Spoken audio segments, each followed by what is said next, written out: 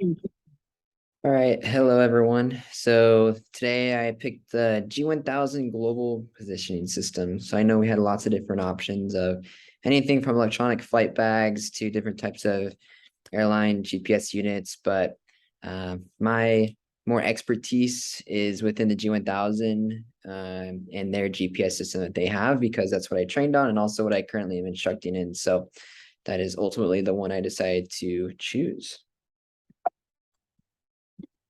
So just want to start with a little overview of GPS in general, and then we'll dive a little bit deeper into specifics for the side of the G1000. So the overview here is that a GPS is a satellite-based navigation system. So what this does is it includes three different areas. That's going to be where you have the space segment, you have different satellites that are orbiting our Earth, and you have the control segment. So you have some ground-based equipment that basically you can see with the different segments here on the picture of everything's connecting to each other.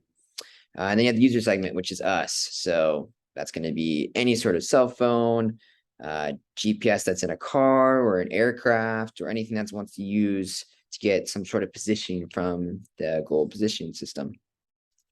And global positioning system has some other subparts, which can be WASP, wide area augmentation system. There's also RAIN we'll talk about, receiver autonomous integrity monitoring. So some more specifics within the GPS system.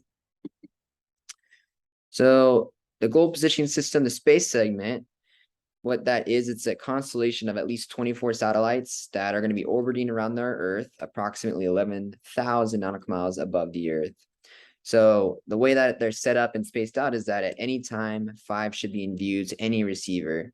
4 are going to be necessary for operation for aircraft, in our case here, that we want to get the full picture from it. And so we'll talk about more what that means here shortly. Each satellite is going to orbit our Earth in approximately 12 hours. So they're going to do, if you do the math, 2 orbits per day. And it's equipped with a highly stable autonomic clock. And it's going to transmit a unique code and nav message of positioning from itself down to Earth, and different segments will receive that versus the user and so forth. The satellite's going to broadcast a UHF range, so ultra high frequency. So that means it's not really going to be affected by weather. It's going to go right through that weather. And it should be, in that case, reaching any device other than if it's below the horizon. So it can't go through our planet and terrain and things like that. So if it's on the other side of the Earth, then it's out of range. So it must be bird's eye view or somewhere that's above the horizon, be able to pick up that signal in most cases. Now the control segment has some of those ground-based antennas and stations. So control segment is going to consist of a master control station, 5 monitoring stations, and 3 ground antennas. That's typically what we will see in the United States, at least. Sometimes these do change depending location in different countries and things like that. They may have a different setup potentially. What they do is they allow the continual monitoring and communication from the satellite down to the ground. And then there's updates, which are uplinked as necessary to the satellites when they pass over these antennas. Now, the user segment, that's going to be our case, the G1000. We're going to be using the G1000 for this situation. So each GIA, so Garmin Integrated Avionic, there's 2 of them. One is in our primary flight display, one's in our MFD, which is our multifunction display. So it should be 2 GPS receivers in the G1000. And it breaks down to, it has SBAS, satellite-based augmentation system, and RAIN, receiver autonomous integrity monitoring. So what that means is it's got 2 different things that we'll dive into here. And what this does altogether is it's going to allow, if we have GPS for the G1000, it's going to find our position. So latitude, longitude, and altitude, if we have all 4 satellites that's needed in range. It's going to find our velocity, so it can get our ground speed. And it'll give us precise timing of where we are and how much it's going to be, like time, estimate time en route to get to a destination or to a fix, like waypoint, things like that.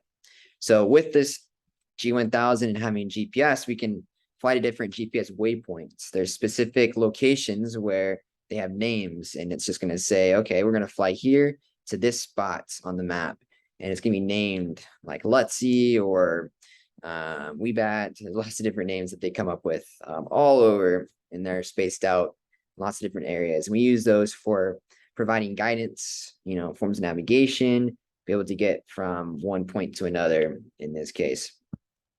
But what we can see here is our GPS status panel before we get more into those things is we want to first make sure our GPS is working properly. We have signal, everything that we want before we depart. So in this case here, we have our GPS status. This is an example on the G1000, what we would see on the auxiliary page. So we can see on the top right here, we see this GPS status. We have GPS 1. In this case, it's in use. We can select 1 and 2 down here at the bottom if needed to check to make sure both of them. And they'll give us the GPS signal strength. So you can see in this case, there's a lot of them that are available to us. Some are more stronger than others. So we're going to try to use the ones, or the system will automatically try to use the ones with the best signal strength. It'll give us the status of how much horizontal and vertical agreement that they have. So, and then like precise location of error. You have your position here, so it'll tell you exactly where you're at, what altitude, your ground speed, what your track's going to be. So like a ground track in that case, where your direction you're moving towards. You also have rain protection, so receiver autonomous integrity monitoring. We'll talk about that in the next few slides, but you can see we can actually put a waypoint. This one's present position, but we can put, waypoints or different airport and the base estimated arrival time and arrival date, and we compute the rain. So we have the option to do that. We also have our satellite-based augmentation system soft key down here that we can click on, and then we can see and make sure that we have WASP checked, and in that case, the only one we can use in the United States, but we can see it's active up here. So it's going to give us some more precise guidance than if we didn't have WASP available. So before we dive deeper into those things I just mentioned, continuing GPS generalization, what it's going to do is going to solve for our location. So it's going to give us a precise location of where we are at. And we talk about 3D or 2D. So we can see it over here. Requires 4 satellites to give us a 3D position. So that's going to give us our latitude and longitude, and also it's going to say our altitude. So it's a 3D picture of where we are. Versus if we have 3 satellites in range, then we're just going to get a 2D. It's going to be latitude and longitude in that case here. So it's going to use the distance and position from the satellites, and it's going to calculate our location based off of the comparison of all of them. So like I said, we can use it to navigate, whether it's VFR or even IFR. So visual flight rules or instrument flight rules. And with GPS tracking, it's linear, so it doesn't increase necessarily in sensitivity. We'll talk about how much sensitivity it does change, but it's not based off of getting to a waypoint. It's based off of overall phase of flight.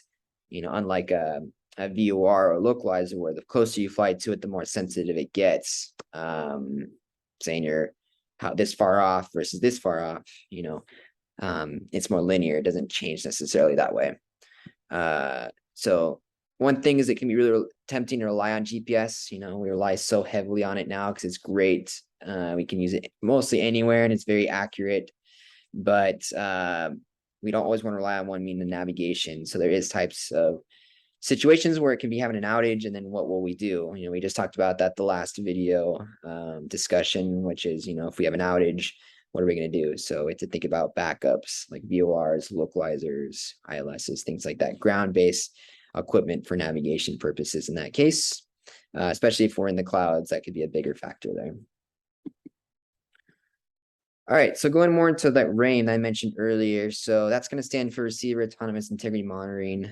So that's something we can do on our G1000. We want to make sure we have a RAIN check.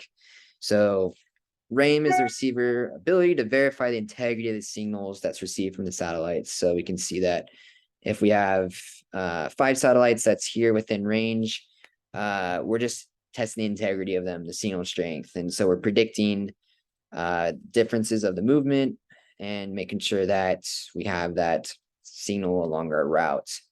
So without that, we don't have the capabilities of assuring that we have accuracy of the GPS's position along our route for that phase of flight. We don't know if we still have strong signal strength. So it's great to have RAIM. We need it if we're going to fly instrument. We don't have WASP, which we'll talk about the next one. We need to make sure we have a RAIM check. So it does need 5 satellites for that.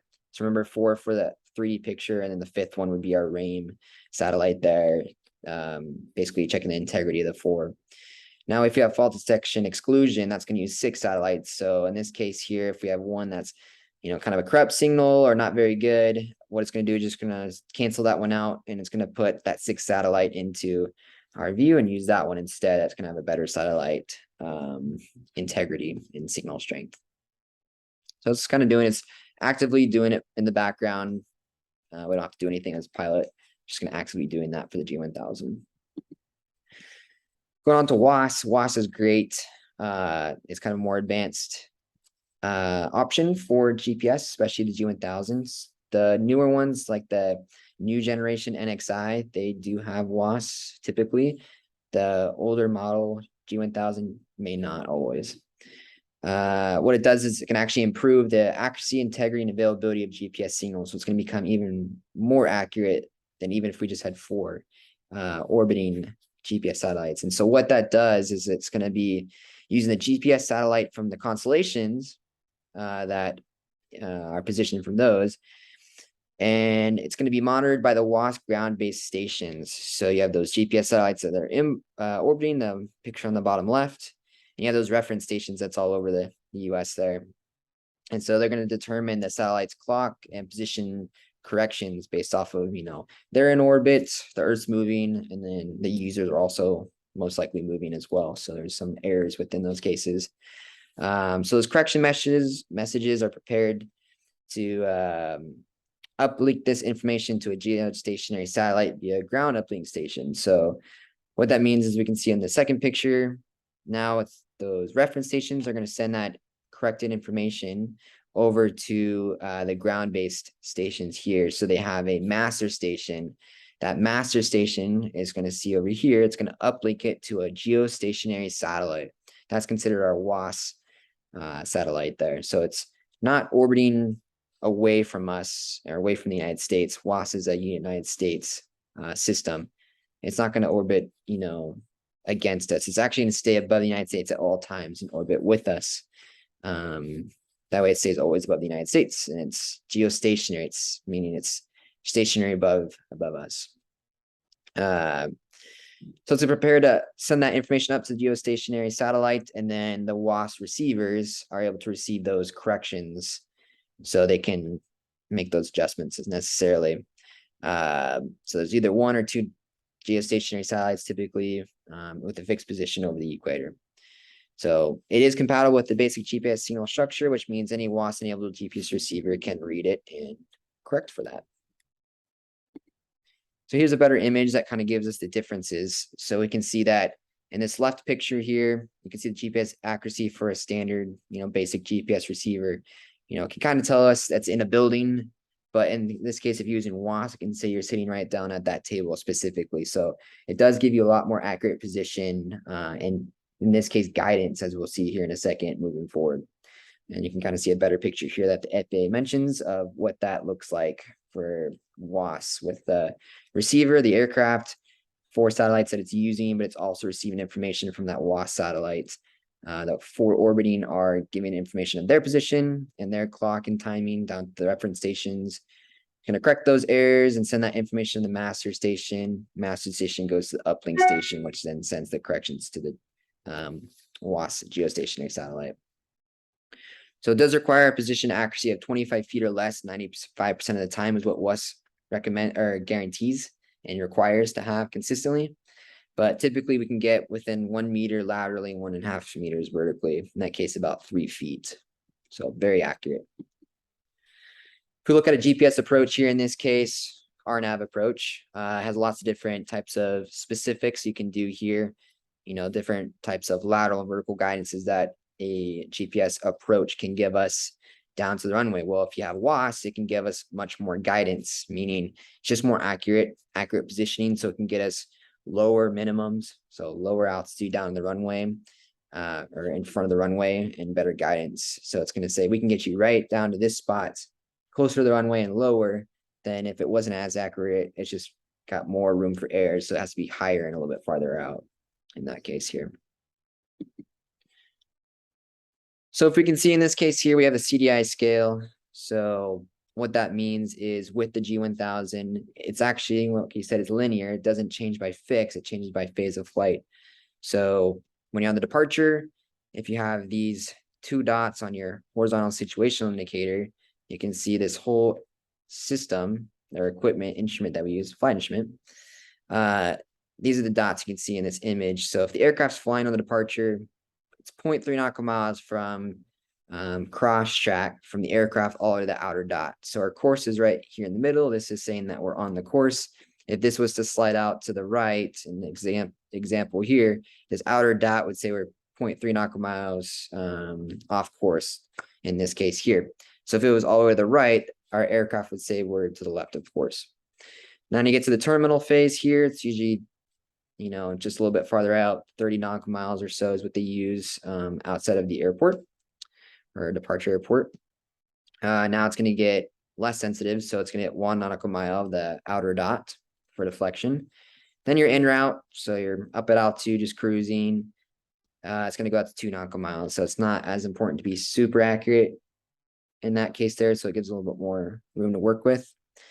Then as we get close to the airport, we want to get more kind of sensitive again. So the terminals get back to 1 nautical mile outer dot. And then when we're on the approach phase, it's going to get to potentially 1 nautical mile. Really, it's probably about 0.3 in this case here, but it really depends on, like it says, refer to accompanying approach CDI scaling figures, because it kind of depends what approach we're doing for GPS for how it's kind of funneling us in that case there. But typically it's about 0.3, just like the departure. If you go missed in the approach, it goes back to 0.3 nautical miles. So in that case there, that's kind of the scaling of how we can see how accurate it gets, but it should be pinpoint our location very accurately within 3 feet if we're using WAS, and then a little less if it's just a basic GPS satellite or GPS receiver, correction. So overall, you can see that our G1000 equipment it's awesome, really great system to use, gives a lot of benefits for us, getting more accurate approaches with WAS capabilities, you know, down at 200 feet above the ground, it can get down to on an LPV approach. We can use it for guidance along our route. So, you know, different GPS waypoints or over airports, it can identify lots of different places to use it for navigation, which is an incredible system. So it's really made general aviation a lot safer in these cases, because without it, we wouldn't have as many options and, you know, go to the nearest airports, and there's so many tools available for it. So without those cases, it would definitely not be as safer because we don't have so many options available for us in, you know, be able to identify so many different airports nearby with GPS. It's going to be a lot more manual, dead reckoning type things for navigation, and also for instrument flying using ground-based only if we didn't have GPS. So it's an amazing system, makes it a lot safer. So many tools to use, and how accurate it can be is pretty impressive for this small GPS unit for, you know, some of the smallest aircraft it can even go in. So it's pretty impressive. Sometimes even more accurate than airliners equipment that they have, depending what it is. So it's really, really neat to be able to use and to fly these avionics. So thanks everyone. You can see that my references are here. I just used the Cessna 172 POH for this. Got a lot of information that was specific to the G1000 there, and also the G1000 pilot's guide of a lot of the numbers within this. Instrument flying handbook is what I used for different plates, information, things like that. Overall, so really enjoyed this class. I hope you guys, you know, learn a little bit just from this as well. I took a lot from this whole class and more about the G1000, and overall I thought it was a really neat experience and really thankful for this class. Hope you guys enjoy this. Thank you.